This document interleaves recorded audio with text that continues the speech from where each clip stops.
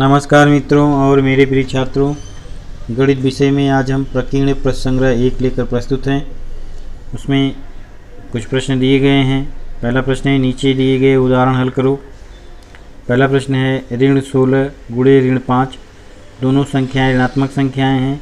इनका गुणनफल जो प्राप्त होगा वो धनात्मक संख्या होगी। 16 पचे 80। दूसरा है 72 भागे ऋण 12, एक संख्या धनात्मक एक संख्या ऋणात्मक, इसका जो भागफल प्राप्त होगा वो ऋणात्मक संख्या प्राप्त होगी। ऋण 24 गुणे 2, एक संख्या ऋणात्मक दूसरी संख्या धनात्मक, तो इसका गुणनफल ऋणात्मक संख्या प्राप्त होगी। चौथा सवाल है 125 भागे 5, 125 में 5 से भाग देंगे, दोनों संख्या धनात्मक है तो यहाँ पर धनात्मक संख्या प्राप्त होगी। पांचवा प्रश्न है, ऋण 104 भागे ऋण 13 दोनों संख्या ऋणात्मक है, इसका भागफल धनात्मक संख्या प्राप्त होगी। 25 गुणे ऋण 4, ऋण 4 ये ऋणात्मक संख्या है, 25 धनात्मक संख्या है, दोनों का हमको गुणनफल ऋणात्मक संख्या प्राप्त होगी। दूसरा प्रश्न है, अभाज्य गुणनखंड ज्ञात कर नीचे दी गई संख्याओं का मसावी तथा लसावी ज्ञात करो। पहला सवाल है 75 भागे 135, इस तरह से भाग दिया 75 और 135, 3 से भाग देने पर इसका भाग करते हैं।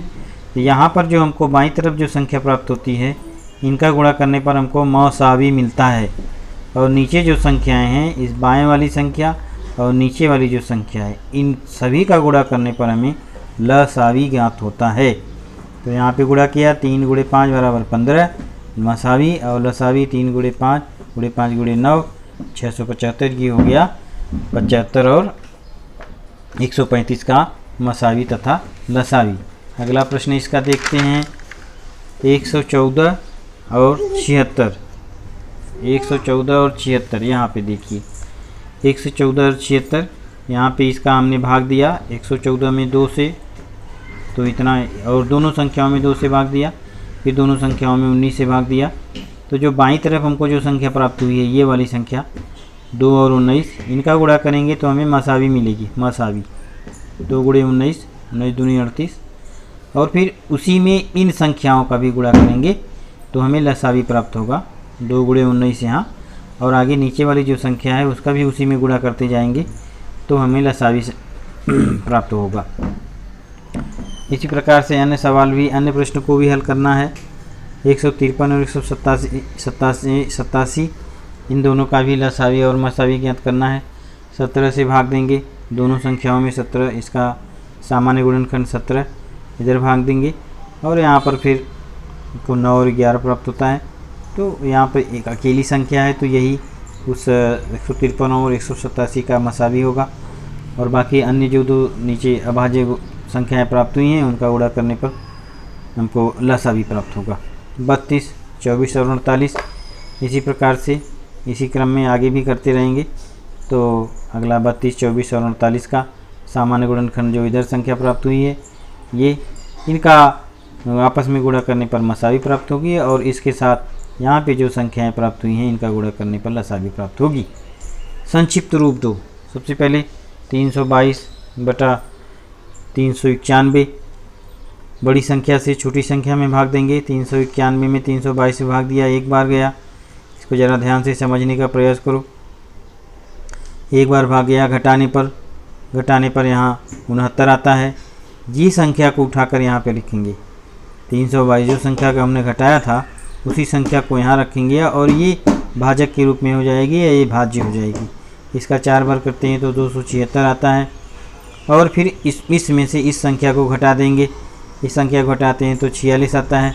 276 में फिर 46 से भाग देंगे, 46 से भाग देने पर 6 बार जाता है, और यह संख्या संपूर्णतः कट जाती है, और यहाँ अंत में शेषफल 0 आ जाता है। अंत में भाग संक्रिया करने पर जो हमारा भाज्य होता है, भाजक ये हमारा जो भाग होता है भाजक से इन दोनों संख्याओं में भाग देंगे। अंत में जो भाजक प्राप्त हुआ है, 46, इससे इन दोनों में भाग देंगे।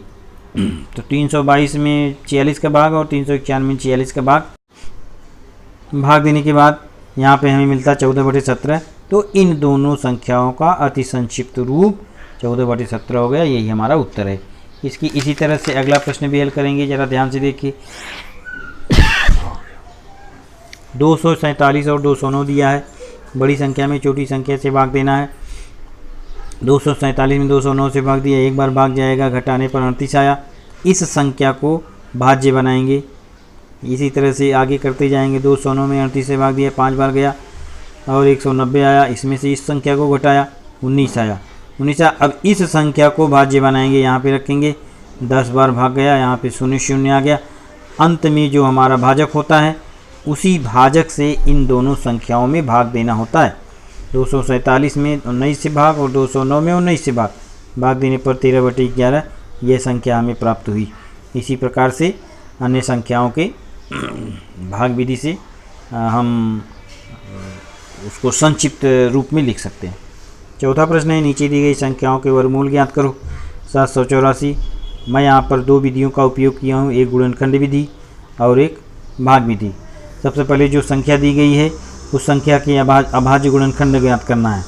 इस संख्या का अभाज्य गुणनखंड ज्ञात करते हैं तो हमको मिलता है 2 × 2 × 2 × 2 × 7 × 7, यानी 2 जो है जोड़ी के रूप में प्राप्त हुआ है। जोड़ी के रूप में 2 मिला है और 7 भी जोड़ी के रूप में मिला है। तो 2 जोड़ी को एक बार लिखेंगे, 2 × 2 को एक बार, फिर ये 2 × 2 को एक बार, 7 × 7 को एक बार। इन सभी संख्याओं का गुणा करेंगे। 2 दूनी 4, 4 सते 28। अब इसको इस प्रकार लिखेंगे, करणी में 784 का वर्गमूल 28 हुआ। भाग विधि से इसको समझ लेते हैं। 784 दाहिनी तरफ से इसकी जोड़ी बना लेंगे, 84 और ये अकेला 7, इधर 84 और इधर अकेला 7। एक ऐसी संख्या लेंगे जिसका वर्ग करने पर वो 7 से ज़्यादा न हो। तो 2 दूनी 4 एक ऐसी संख्या है। 3 अगर यहाँ लेते हैं तो 3 × 3 9 हो जाता है, वो 7 से ज़्यादा हो जाता है। इसलिए हम यहाँ 2 संख्या लेंगे, 2 दूनी 4। यहाँ पर 2 हमने लिया तो यहाँ पे 2 लेना पड़ेगा। तो 2 दूनी कितना हो गया, 2 दूनी 4। इस संख्या का वर्ग करना है, इतना ध्यान रखिए। जो यहाँ संख्या लेंगे उस संख्या का वर्ग करना है। 3 लेंगे तो 3 × 3 9, 4 लेंगे तो 4 × 4 16, 5 लेंगे तो 5 × 25 25। यहाँ पे हमने 2 लिया है, 2 दूनी 4, यहाँ 4 आया, 7 में से 4 घटाया, यहाँ 3 बचा। अब इन दोनों संख्याओं को जोड़ देंगे। 2 और 2 कितना, इसको जोड़ना, इसका वर्ग नहीं किया है। 2 और 2 4 हो गया। अब ये जो जोड़ी वाली संख्याएं हैं 8 और 4 84, इसको भी इसी के बगल में उतार लेंगे। इसको मिला के कितना हो गया, ये 384 हो गया। अब यहाँ पर एक ऐसी, ये 2 और 2 जोड़ने पर 4 हुआ। 4 के बगल में एक ऐसी संख्या लेंगे, जैसे अगर हम यहाँ 6 लेते हैं तो ये 46 हो जाएगा। तो 46 में 6 का ही गुणा करना है। अभी हमने यहाँ पर 8 लिखा है तो 48 हो गया। तो 48 में 8 का गुणा करना है। जब 48 में हम 8 का गुणा करते हैं तो उसका गुणनफल 384 होता है। और जब हमारा इसके बराबर हो गया गुणनफल करके और यहाँ पे 0 हो गया, तो यहाँ पे हमने जो संख्या 8 ली हुई है यही संख्या यहाँ भी लिखना है 28। तो अंत में जब भाग देने पर जो शेषफल 0 बचता है तो वहीं पे हमारा सवाल करना समाप्त हो जाता है। और ऊपर जो भागफल हमें मिलता है इस विधि से करने पर वही हमारा वर्गमूल होगा। तो इसे इस प्रकार लिखेंगे, करणी में 784 बराबर 28। इसे भाग विधि कहा जाता है। इसी विधि द्वारा अन्य प्रश्नों को हल करना है। एक और मैं बता देता हूँ। 225 इसका गुणनखंड 3 × 3 5 × 5 2 की संख्या में प्राप्त हुई। जोड़ी की संख्या में प्राप्त हुई हैं तो जोड़ी को एक बार लिखेंगे, 3 × 5 3 × 25 15, 225 करणी में 225 बराबर इसका वर्गमूल हो गया 15। भाग विधि कैसे करेंगे, इसे 225 इसको जोड़ी लगा लिया।